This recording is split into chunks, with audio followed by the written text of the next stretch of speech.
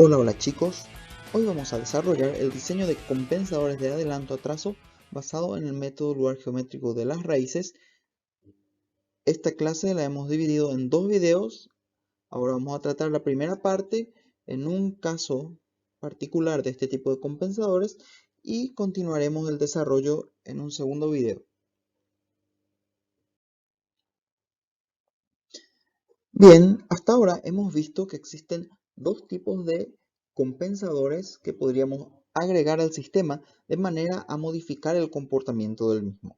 Por un lado, habíamos desarrollado las redes de adelanto, cuyo objetivo principal es el de mejorar la respuesta transitoria del sistema, es decir, cumplir con requerimientos de respuesta temporal para el mismo. Esto lo logramos ubicando los polos dominantes del lazo cerrado en las posiciones deseadas.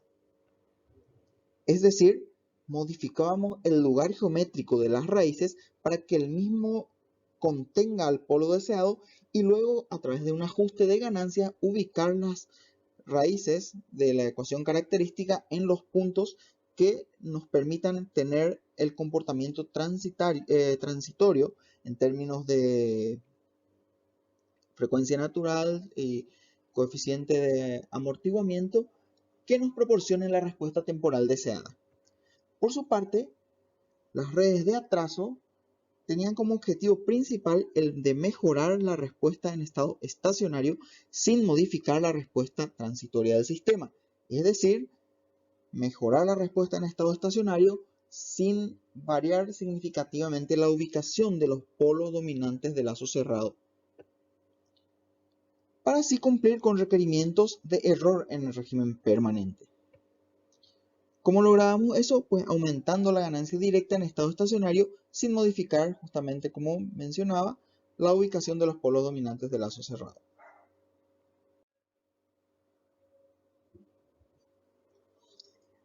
De este modo, entonces, volvemos a repasar de qué se trataba el diseño de compensadores. Recuerden que teníamos siempre una planta cuya dinámica queremos controlar.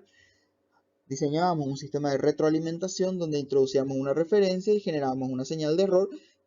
Esa señal de error la introducíamos a un bloque de compensación o controlador, que es el bloque del cual debemos diseñar para generar el esfuerzo de control que genere el comportamiento dinámico deseado para la planta, es decir, el controlar la variable de salida Y. El compensador de adelanto-atraso es un compensador que permite combinar las características de los compensadores tanto de adelanto como de atraso. Es decir, nos permite modificar tanto la respuesta transitoria del sistema como su respuesta en estado estacionario, de manera a mejorar el desempeño del sistema de acuerdo a ciertos requerimientos. La forma general del compensador es la que vemos en pantalla, que tiene una ganancia Kc y agrega dos ceros y dos polos al sistema, obteniéndose un compensador que tiene una parte que denominamos la parte de adelanto. Esta sería la parte de adelanto y otra parte que corresponde a un compensador de atraso. Esto debido a las características de las variables, en este caso gamma, que es mayor a 1, lo que ocasiona que esta parte de la función agregue un polo más alejado que el 0 respecto al eje imaginario, y en esta parte se agrega un polo más cerca que el 0 que se agrega, lo cual genera un efecto de un compensador de atraso, siendo beta y gamma siempre mayores a 1. Entonces, recapitulando, agregamos un compensador que tiene una ganancia directa, un 0 y un polo de adelanto y un 0 y un polo de atraso.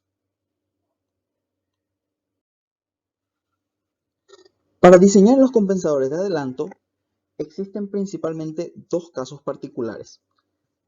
En referencia a beta y gamma, se puede dar el caso en que estas variables, el caso 1, en que beta y gamma son diferentes. Que beta y gamma sean diferentes depende exclusivamente del sistema que se va a utilizar para implementar estos compensadores. Por ejemplo, si se utilizan circuitos eléctricos pasivos, o sea, redes de resistencia y capacitores, eso forzaría a que beta tenga que ser igual a gamma por la función de transferencia resultante. En cambio, si utilizamos circuitos activos, como por ejemplo amplificadores operacionales, nos posibilita tener este caso en el cual beta es diferente de gamma. Al tener la posibilidad de que beta sea diferente de gamma, eso hace que el diseño se reduzca a básicamente diseñar un compensador de adelanto y luego diseñar un compensador de atraso y combinarlos. Como veremos a continuación. El primer paso para diseñar un compensador de adelanto-atraso consiste esencialmente en determinar la ubicación deseada para los polos dominantes del sistema. Es decir, a partir de las características temporales deseadas, obtenemos los parámetros de respuesta temporal del sistema, como por ejemplo la frecuencia natural, la razón de amortiguamiento deseada, y a partir de eso obtenemos la ubicación de los polos dominantes de lazo cerrado que nos proporcionen ese comportamiento deseado, al igual que habíamos hecho con los compensadores de adelanto. El siguiente paso es el de determinar la deficiencia angular para el sistema, usando la función de transferencia de lazo abierto del mismo. Es decir, determinar qué ángulo tiene que agregar el compensador de adelanto para que el lugar geométrico de las raíces se modifique y contenga al polo deseado. Es decir, la fórmula que ya habíamos utilizado para los compensadores de adelanto, en el que la deficiencia angular phi o el ángulo deseado es menos 180 menos la fase de la planta en cuestión evaluada en el polo deseado, que podíamos desglosar también en una forma matemática un poquito más compleja que nos ayuda a utilizar herramientas de cálculo numérico para determinar justamente el ángulo phi. Esto es igual a lo que se había desarrollado para compensadores de adelanto. El paso 3 consiste en calcular el cero y el polo de adelanto que contribuyen al ángulo deseado, suponiendo que el compensador de atraso posee un cero y un polo muy próximos entre sí, tales que el módulo de un punto de prueba y el cero del compensador dividido el punto de prueba más el polo del compensador sea aproximadamente igual a 1 y su contribución angular sea despreciable, es decir, tendiente a 0 para no modificar el lugar geométrico de las raíces. Entonces habíamos visto que existen dos métodos para ubicar el polo y el cero de adelanto, pues también habíamos visto que las posibilidades son infinitas. Hay una infinita cantidad de ubicaciones de polo y cero que me generan un ángulo, una contribución angular deseada. Y habíamos estudiado dos métodos, el método de eliminación y el método de la bisectriz, que pueden ser aplicados en este paso para ubicar el polo y el cero. El paso 4 consiste en determinar el valor de la ganancia del compensador de manera a cumplir con la condición de magnitud para ubicar los polos dominantes en el punto deseado. Es decir, a partir de la condición de magnitud, vemos que el compensador evaluado en el polo deseado por la planta evaluada en el polo deseado, el módulo de ese producto tiene que ser igual a 1. Entonces despejamos Kc de la ecuación y obtenemos que el módulo del polo deseado más el polo de la parte de adelanto dividido el polo deseado más el cero de la parte de adelanto es igual multiplicado por 1 sobre la planta evaluada en el polo deseado nos daría el valor de la ganancia. De manera muy similar a lo que hacíamos en el compensador de adelanto. Una vez que tenemos Kc, pasamos a diseñar la parte de atraso del compensador, es decir, determinar el valor de beta que satisfaga la condición de constante de error estático deseado. Por ejemplo, si tuviéramos un valor de constante de error de velocidad deseado, hay que recordar que la constante de error es igual al límite cuando S tiende a 0 de S por el sistema, es decir, GC en S por G de S. Esta es la constante de error de velocidad. Está relacionada con el error a una rampa unitaria. Entonces, el compensador sería KC por S más la parte de adelanto por la parte de atraso por G de S. Reemplazando esto, haciendo el límite cuando S tiende a 0, vemos que 1 sobre tau se simplifica con 1 sobre tau 1 de abajo, 1 sobre tau 2 se simplifica con 1 de tau 2 de abajo. Entonces podemos escribir como Kc por beta, que va a quedar en el numerador, sobre gamma por el límite cuando S tiende a 0 de S por G de S, donde este límite corresponde justamente a la constante de error de velocidad anterior. A partir de esta fórmula vemos que ya tenemos el valor de Kc, tenemos el valor de gamma, que se puede obtener a partir de el 0 y el polo de la parte de adelanto que ya están diseñadas, es decir, si divido el polo de la parte de adelanto, divido el 0 de la parte de adelanto, obtengo gamma, y una vez que tengo gamma, Kc y la constante de error de velocidad anterior, mi única incógnita es beta, y a partir de esta ecuación puedo obtener el valor de beta para cumplir con la condición de respuesta en estado estacionario.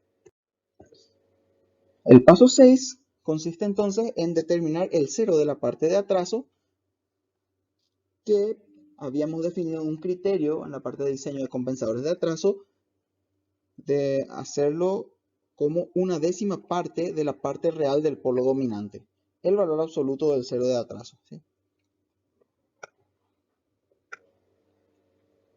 Por claridad podríamos decir que aquí lo que necesitamos es que el valor absoluto de esto sea igual a la parte real sobre 10, porque recordar que el 0 siempre va a quedar en el semiplano izquierdo. Entonces, tomamos la parte real del polo deseado, la dividimos entre 10 y tenemos el valor absoluto del 0 de atraso, para ubicarlo ahí. Y finalmente, debemos determinar el polo de la parte de atraso. ¿Cómo obtenemos eso? Justamente dividiendo el 0 de atraso sobre beta, obtenemos el polo de atraso. Esto se obtiene de la forma general del compensador. Y finalmente con esto terminamos el diseño de este compensador de adelanto atraso cuando beta es distinto de gamma. Determinamos la parte de adelanto como si fuera un compensador de adelanto y la parte de atraso no existiera.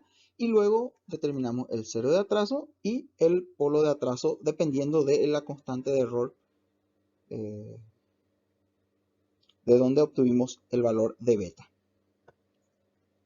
Siempre recordando que la parte de atraso debe cumplir con que estas dos condiciones, la condición de que el módulo debe estar muy cercano al polo y el 0 y que la contribución angular total del polo y el 0 debe estar entre 0 y menos 5 grados como criterio para poder decir que el lugar geométrico de las raíces no se modifica sustancialmente. Evidentemente esto modifica un poco la posición final del polo deseado, pero quedaría en las cercanías y tendría una respuesta aproximada a la deseada siempre.